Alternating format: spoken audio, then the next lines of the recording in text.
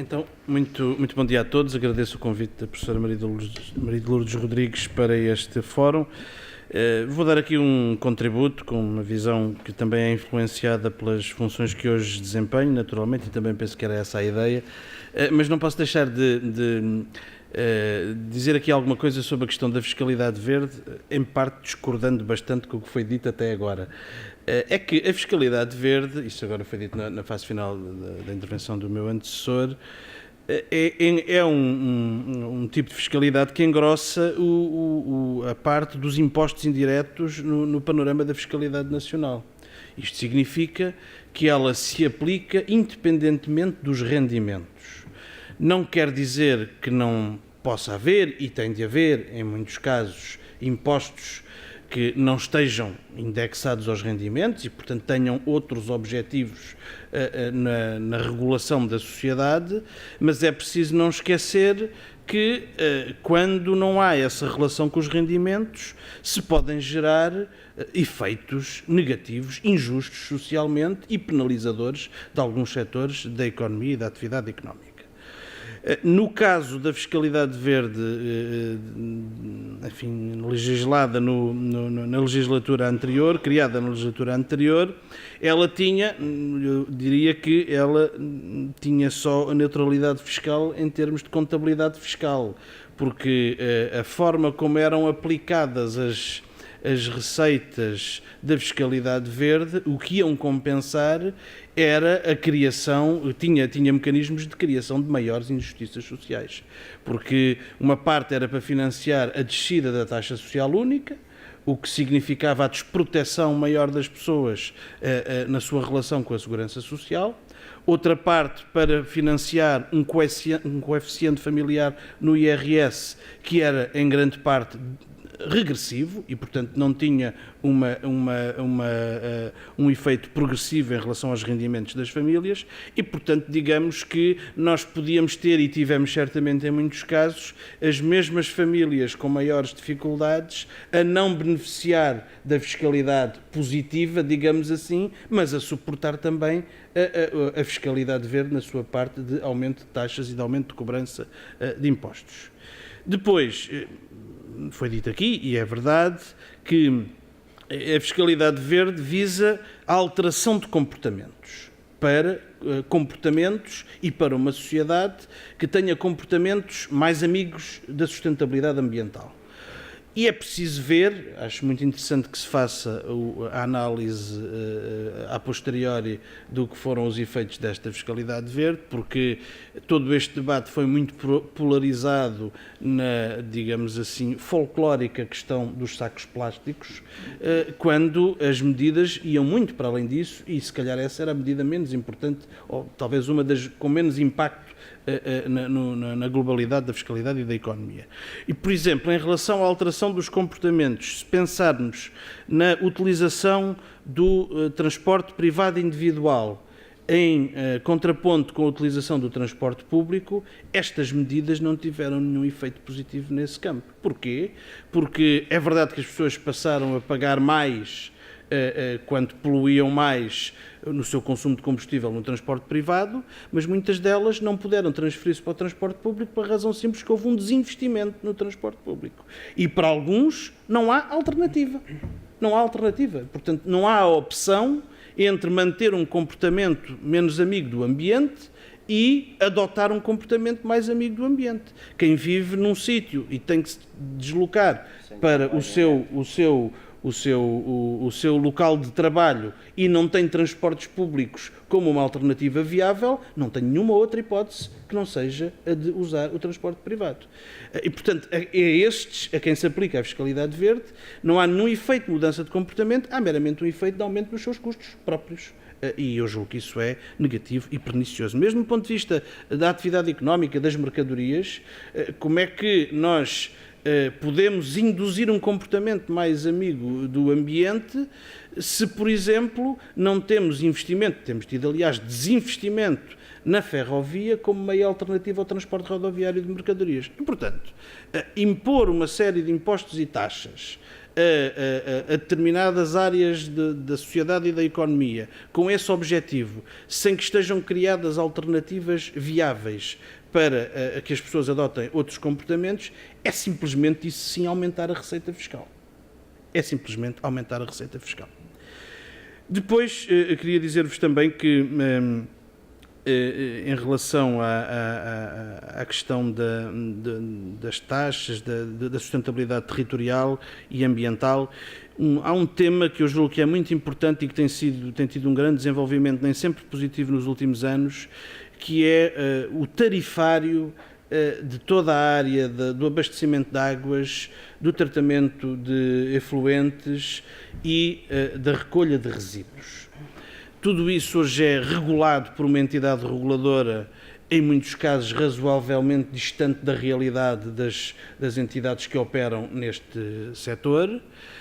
Ainda recentemente, enfim, se está a procurar contrariar uma ideia peregrina de baixar drasticamente o custo, por exemplo, da deposição dos resíduos em incinerador ou em aterro no próximo ano e neste ano, sabendo nós que a evolução do modelo que está a ser aplicado significará quadruplicar nos próximos anos essas tarifas, e é evidente que ninguém consegue gerir um sistema de recolha de resíduos com oscilações de ano para ano da taxa para 4 vezes mais e no ano seguinte para metade do que tínhamos. Isso não pode acontecer.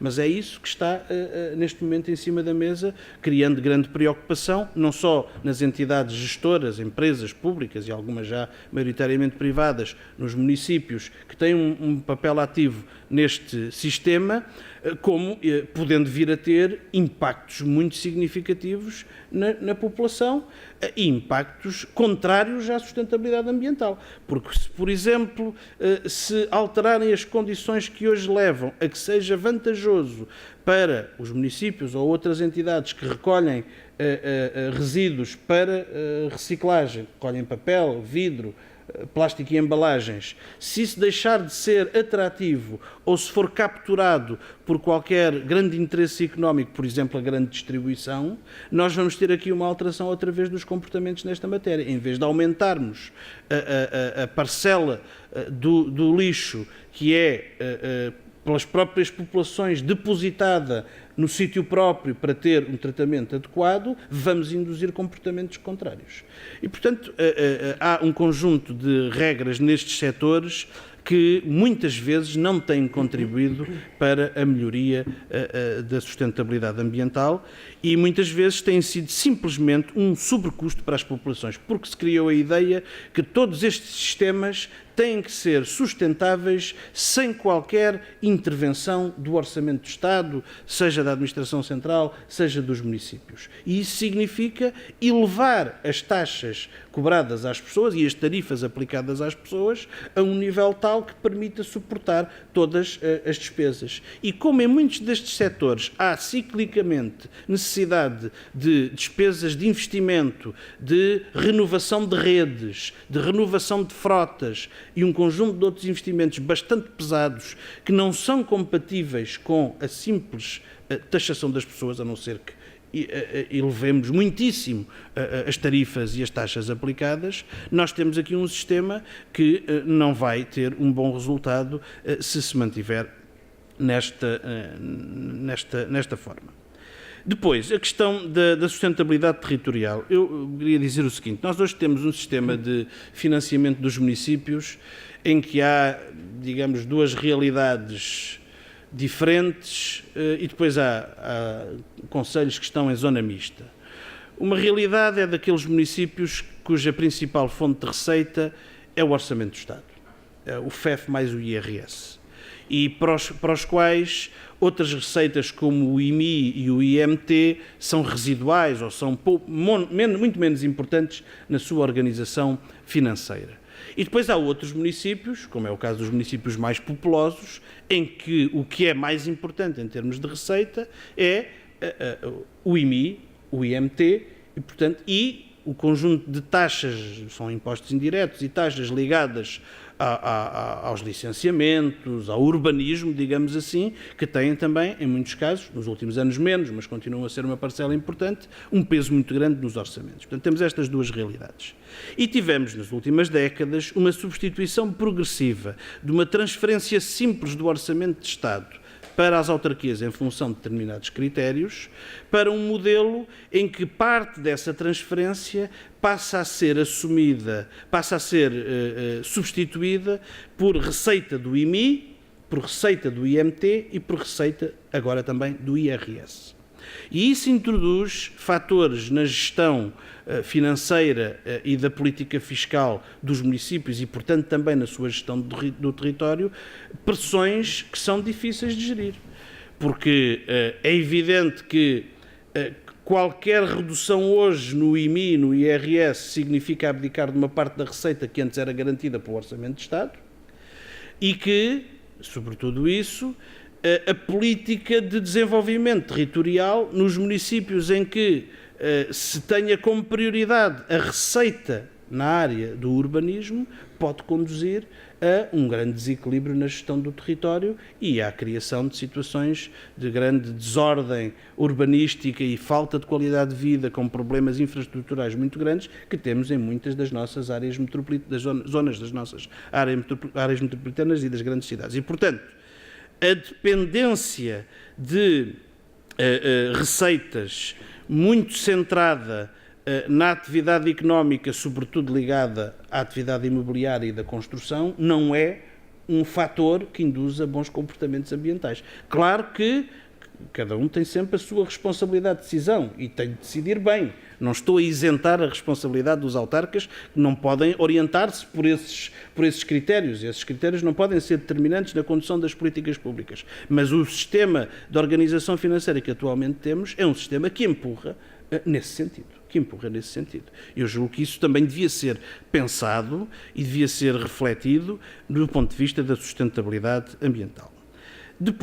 E territorial. Depois eu queria dizer também que há hoje um conceito muito utilizado e que aparece muito nos fóruns que são dirigidos à participação dos municípios, que é o da competitividade territorial. Isto é, eu, Presidente da Câmara de Loures, tenho que criar condições no meu território para que ele seja muito atrativo para quem queira lá investir ou para quem queira lá viver. Enfim, isso, em regra, é uma coisa positiva. Agora, quando se depois aponta essa competitividade territorial a toda a área de abdicar de receitas, de facilitar determinados processos urbanísticos, de condensar nestas políticas todo um conjunto de opções que podem a prazo ser negativas para o território, nós podemos introduzir aqui distorções muito significativas no equilíbrio do nosso território, dependentes de decisões mais locais. Eu julgo que este ponto também devia ser mais refletido. Eu julgo que a competitividade territorial também apareceu ligada à ideia de que é preciso transferir cada vez mais a política de imposição de taxas para os municípios, portanto, o Estado ter menos impostos e taxas e atribuí-los mais aos municípios. Mas isso pode criar perversões muito grandes e grandes injustiças sociais e grandes desequilíbrios económicos. Devo dizer que há um exemplo muito grave legislado pelo Governo anterior e que continua em vigor, que é a legislação sobre transportes públicos. Porque a legislação sobre transportes públicos criou agora a figura de que os municípios, os concelhos, são autoridades de transportes. Neste momento, todos os concelhos são autoridades de transportes. E, por exemplo, aqui na área metropolitana de Lisboa, os alvarás de todos os transportes rodoviários vão terminar em 2019.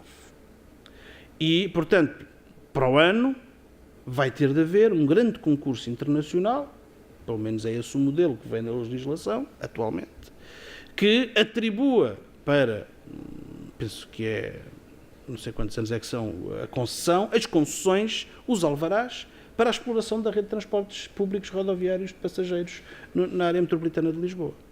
Mas cada município, se quiser incrementar ou se quiser alterar as condições da rede no seu município, tem de suportar a despesa adicional. E como? Aplicando uma taxa à população. Eu julgo que isto não é um princípio de boa utilização e de fomento do transporte público como real alternativa, que precisa de ter um financiamento, com certeza que pode ter a participação dos municípios, mas que tem de ser uma atividade considerada como estratégica pelo Estado, porque é essencial ao desenvolvimento económico, à coesão social e territorial, e tem de ter uma planificação que não pode ficar apenas nas realidades concelhias, tem que ser muito mais vasta, pelo menos ao nível de áreas metropolitanas e com ligação a todas as outras infraestruturas de transportes a nível nacional e internacional.